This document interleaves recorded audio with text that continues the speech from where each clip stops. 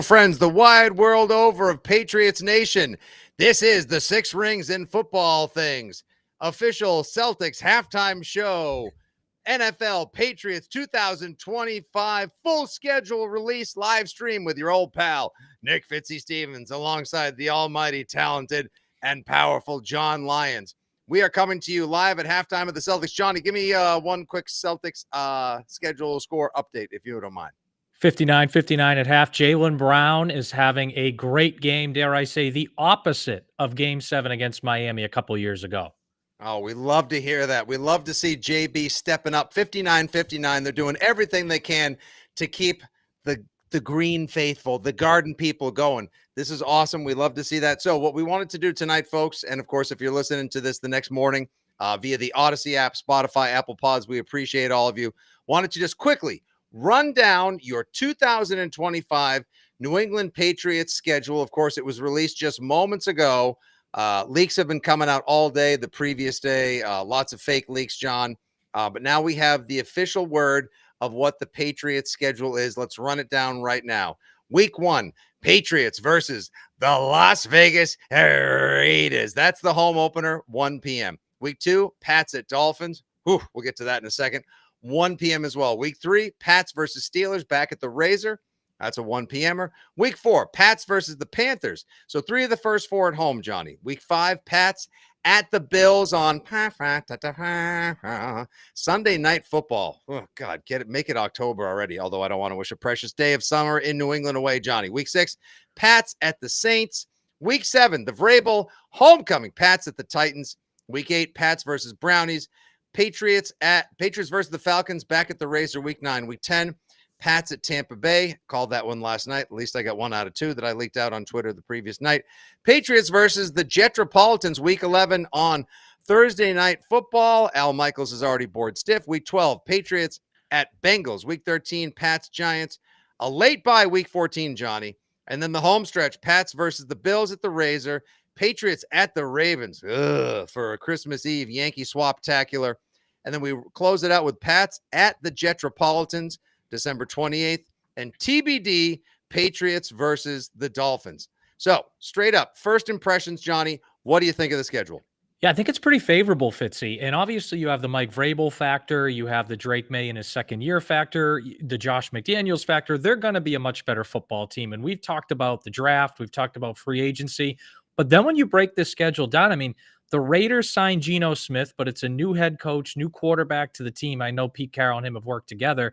But then you have the Dolphins twice. It feels like Tua always misses games. Then you have Pittsburgh with quarterback uncertainty. The Panthers have quarterback uncertainty. The Saints just had Derek Carr retire. The Titans are going to start a rookie quarterback. He pulled Devontae Davis when he saw what the schedule was going to be. He's like, I guess so. Yeah, I'm going to hang him up. That's good. The Browns have quarterback uncertainty as well. The Giants later in the season have. So you have a lot of teams, and obviously you're playing a last place schedule, so that's a big part of it. But you have a lot of teams with major uncertainties, whether it's new coaches, new quarterbacks, guys that are kind of fighting for their jobs. So I think it develops probably more favorably for the Patriots than either of their schedules from the previous couple of years. All right, we already got a couple people checking in as we record the latest Six Rings and Football Things for your listening pleasure. Fitzy. Yeah, come on, Fitzy. Where's your 17-0? Come on, win 18 games. Where's your stripes there, weeks. guy? Come on, yeah, it's a 17-game schedule. I see 18-0. Let's go, bro. I see a lot of 10-7 so far as people check in live across the Fitzy GFY and WEEI socials.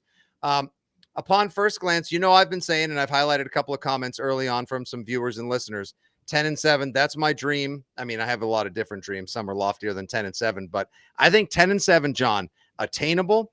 10-7 keeps you in the hunt all season long. It means meaningful football games from Thanksgiving through the end of the year into the holidays, possibly into January, and gives the Patriots a shot to compete for a very coveted and attainable wild card. Let me give you my 3 favorite games right off the top. I effing love, don't just like, effing love the opener, okay?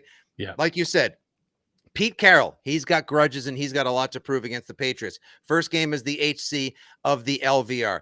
Ashton Genty's first game as a pro is coming against Mike Vrabel's revitalized defense in New England in Foxborough on what is probably going to be a hot Sunday with an early Labor Day this year as well. It's the debut of that new defense for Vrabel. It's his first game as HC of the NEP. It's Tom Brady. Now, he can't comment on this game, obviously. He can't do that from Fox. He's prohibited. But could he maybe come to town the day before with their haters showing up and have the Tom Brady statue unveiling? Could be a very emotional, impactful week 1 opener. You're also the Josh McDaniels factor, too. Oh, Jesus, that's right. A lot of people in McDaniels Vegas factor. happy to see him gone, and I think there's a lot of motivation for him to really stick it to him. That's right. I mean, the guy was freaking fired trick-or-treating, for God's sakes, a couple of years. They smoked cigars the next week in the locker room. Yeah, I know. There was Max Crosby like, Raiders. Yeah. Didn't end well. It didn't end well for them as well. I think they're going to be a much improved team as well, but I think that game's going to be awesome. Number 2, I love week 5, like I went off on. Pat, there's your big test. I think from Raiders, Dolphins, Pittsburgh Steelers, Carolina, even Teddy Johnson was saying on the radio today, like, guys, week 2 in Miami, forget it. Like, it's going to be surface of the sun hot. You'll never stay hydrated. It's just impossible. They're acclimated to it. You never get comfortable. It's just a miserable, swastastic condition. So I think 3-1 over the first 4 is attainable. Week 5, there's your first real benchmark as to what this team is all about. At Buffalo on Sunday Night Football, the actual Josh Allen versus the guy that Brian Daboll, now coaching the Giants, obviously thought could be Josh Allen 2.0 with Drake May and Josh McDaniel. I think that is an absolute metal tester. Week 10, thinking about going down to Tampa Bay to join the Tampa Bay Patriots fan club for what should be an absolute bacchanal. But I got to say, I'm also looking forward to Vrabel wanting to go down and flex on the Titans in week 7. I think that's going to be so much fun to see him go back down there and remind them why they made a mistake being intimidated by his size and his love of all things Patriots. And then, and then we'll see what happens with that Ravens, that at Ravens pre-Christmas spectacular. So there's 4. Okay, I said 3. There's 4 that I have my good eye on them right now. So for me, Fitzy, I look at that Buffalo game. By the way, first time they're going to be on Sunday Night Football in the regular season since week 2 of 2023. So it's been a little while since they've been on Sunday Night Football in the regular season. I think that's an early test. I also am looking at November 23rd to December 21st because you play the Bengals, the Giants on Monday Night Football, then a bye, then the Bills, then at the Ravens. The Bengals, Bills, and Ravens, that's 3 potential Super Bowl contenders with a Monday night game sprinkled in there. I think that's going to give us a lot of answers on how far along the Patriots are in their rebuild, right? They've had back-to-back 4-win seasons. They have the young quarterback. They have the young left tackle. They have the head coach. If they get to that point in the season, let's say they're hovering around 500, and even if they go 2-2 in that 4-game stretch, I think we'll walk away from it saying, hey, maybe they're a year away, but they're on the right track. If they go 1-3 in that stretch, or God forbid 0-4, we're going to sit there and be like, man, this might be a long, long time. So, and if they, on the other end, if they go 3-1 in that stretch, we're going to sit there and be like, man, they're really onto something, and they're onto something pretty quickly. So I really have my eyes on that stretch there because I think going into that, I mean, I look at the Panthers, the Saints, the Titans, the Browns, like you should, I think, be able to stack some wins there kind of heading into that stretch at the end of November. Yeah, there are a couple of games. Let's do like maybe pick out a friskier than advertised or 2-game, Johnny. 1, Carolina week 4. Yes, it's at the Razor. Yes, it's a home game. Yes, they should win. Yes, I know Carolina is far from an NFC South powerhouse. But at the same time, like Dave Canales kind of got that offense going at the tail end of that season last year. They have a good wide receiving core. They add Tetairoa McMillan to it. Bryce Young actually started feeling himself and playing, maybe not like the first overall pick, but like a plus level quarterback last year. So that game could be a lot of fun. Week 9 against the Falcons, frisky. Could be Penix versus May. That could be a lot of fun as well. Obviously going down to the Buccaneers. You mentioned at the Bengals, they're going to want to pay the Pats back for the game that basically caused Joe Burrow, who was on an absolute heater last year at the end of the season, to miss the playoffs with the 2024 opening loss. The week 14 bye as well. What do you think about that? The late bye, I know it's not my favorite. Like they might be kind of banged up. I mean, maybe the New York Giants on Monday Night Football is a little bit of a play by, but at the same time, like they get paid too. So that'll be tough. I don't love the late bye, Johnny. What do you think? Yeah, and I think you go back to last year, Gerard Mayo, I think, really started to lose his job when they came out of the bye and played so poorly in Arizona. And that was a late bye as well. How does Mike Vrabel handle that? late bye. I think he's going to handle it better than Mayo. But yeah, I don't love the late bye. It is nice that you come out of it playing Buffalo in Baltimore, so you kind of have a little extra time to prepare for those guys. But yeah, don't love the late bye. Another frisky game, I think, sneaky, Mhm. maybe difficult, New Orleans, because you're going to be playing at Buffalo on a Sunday night. Huh. And then in a way, it's a short week. I know it's Sunday to Sunday, but it's Sunday night. Then you have to travel from Buffalo home, then travel down to New Orleans for a 4:25 kick. And look, I'm not a they have a lot of problems at quarterback. They have a lot of uncertainty. You have to actually but- have a quarterback to have a problem at quarterback, first of Yeah, all. well, that's a fair point. So do they come out, though? Is there some issue the Patriots kind of come out a little flat in that game early on and have to play a little bit of catch up? I would still pick them to win that game, but I think it's going to be maybe tougher than we think, kind of looking at it on the surface now. That's only Kellen Moore's 6th game as a head coach in the NFL. Spencer Rattler. The Rattler future. kid. Good Lord. What's it going to be? Tyler Shook? Are you kidding me? Yeah. That just sounds like Carlton Davis and Christian Gonzalez feasting all day long. I think it's otherwise save for the late bye, which I don't love. Don't love them being week 2 in Miami. I'm kind of already emotionally leaning towards that being a loss just because it has been the New England House of Horrors for the last several decades. Otherwise, let's run through it. Week 1 Raiders. I got a dub. What about you? I lean loss, but I could see. I think that's going to be a tight one. I just think first game with Vrabel and May and McDaniels all together, I could see a little bit of trouble. I think that'll come down to the wire. I lean loss on that one. All right, this will be John Lyons' last appearance on the Six Rings and Football Things podcast. Been a pleasure having you today, though. Appreciate the time before you do Celtics recap, John. Week 2, Pats at Dolphins. I got an L. Yeah, me too. It's going to be tough going down there at that time of year. That's a just cuz if ever there were. Week 3, home against the Steelers, who don't know who their quarterback is right now. A team in transition, possibly Mike Tomlin's first losing season as HC of the PS.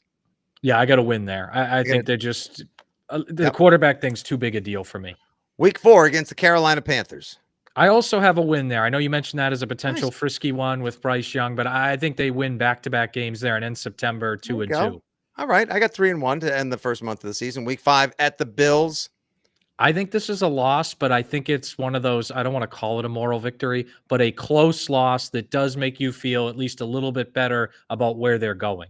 I got an HFL, hard-fought loss as well. You say moral victory. I don't know if I can say that anymore. I'm a little sick and tired of saying that. But at the same time, it is what it is. I got you. Week 6 at the Saints. I got a dub. Yeah, that's a win for me. Week 7 at the Titans, the Vrabel revenge game. Yeah, that's a win. I mean, as bad as the Patriots were last year, they should have won that game. The Titans are terrible. All right, week 8 versus the Cleveland Frowns, and their 5 different quarterbacks they'll be bringing in. Will it be Dylan Gabriel calling to the birds? Shedeur Sanders and his 10,000 pounds of gold, ego, and reputation? Could it be Deshaun? No, it won't be Deshaun. Yeah, I have that as a win as well. And I know you got to go there, but I don't know that there's a lot of uncertainty there. Week 9 Falcons.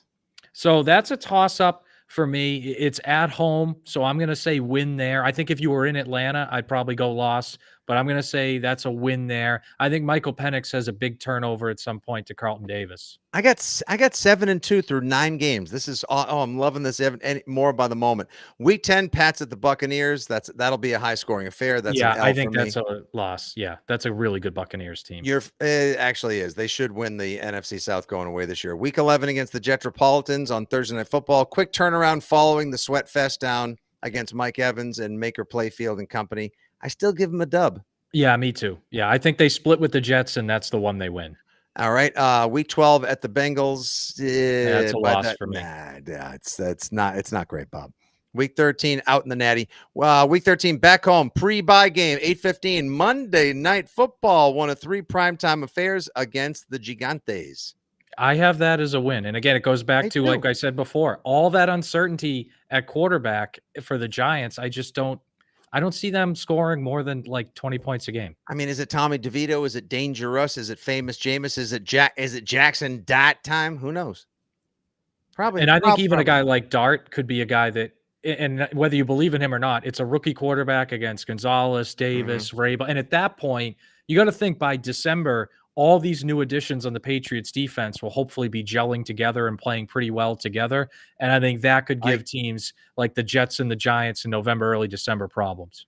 And then we got 4 games remaining. There's a home stretch after the bye week. We go versus the Bills, like I said, at the Ravens, at the Jets, and home versus the Dolphins. Johnny, I got at least 1 win in there. That takes me to, I got my 10-7 laid out. Maybe 11-6 is a ceiling. What do you got?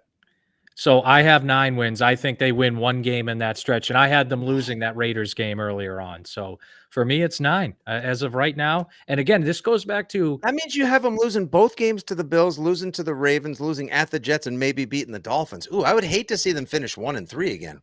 I would, but I think it's also a nature of like the Bills are a Super Bowl contender, Baltimore is a Super Bowl contender. Like that's a maybe they could split one of those, but that's just a tough spot to go in. No, it is for sure. Okay, so by and large, 10-7 seems to be our viewership and listenership's prediction as well. I got 10-7. Johnny Lyons has 9-8. What do you guys think? Holler at us anytime that you want. This is, of course, the at Six Rings Pod. He is at the real John Lyons. I am your old pal Nick Fitzy Stevens at Fitzy GFY. This has been our immediate reaction live on the Six Rings and Football Things podcast feed across the WEEI and Fitzy GFY socials, reacting to and making our first prediction off of the full release, Johnny, 2025 Patriots schedule. Any last thoughts before we get back to the Celtics? I think, look, Patriots have won 8 games total in the last 2 years. It's been a dark time for all of us Patriots fans, Fitzy. They are going to be much better this year. Like, even if they go 8-9, and I know that would suck, they are going to play a lot better. They are going to be a lot more competitive. And I think you're going to see real signs of things to build on. I think we're going to sit here and we're going to do a pod in mid-January after the season, or maybe late January, but we're going to do a pod then. And I think we're going to feel much more encouraged about the Patriots than we probably have at any time since Tom Brady left. Since Tom Brady took his talents to Tampa, I have not felt better. I have not been more encouraged. There has not been more hope in the air, unfortunately, as it has been littered with despair post Jason Tatum injury. Let me just say this, folks. Don't make plans for the second weekend in January 2026. You heard it here first. That's John Lyons. I'm Fitzy GFY. There's your schedule release reaction for the Patriots 2025 schedule. More to come later on this week and all throughout the week. And make sure you stay tuned to WEEI for everything you need. Celtics, Patriots, Red Sox, and so much more. Till the next time, for John Lyons, your old pal Fitzy, this has been Six Rings and Football Things. Thank you very much. Can't wait for football season. Is it September yet? Not yet, but it's going to be exciting. Take care, everybody. God bless. And as always, go Pats. I'd die for all of you out there. I would, John.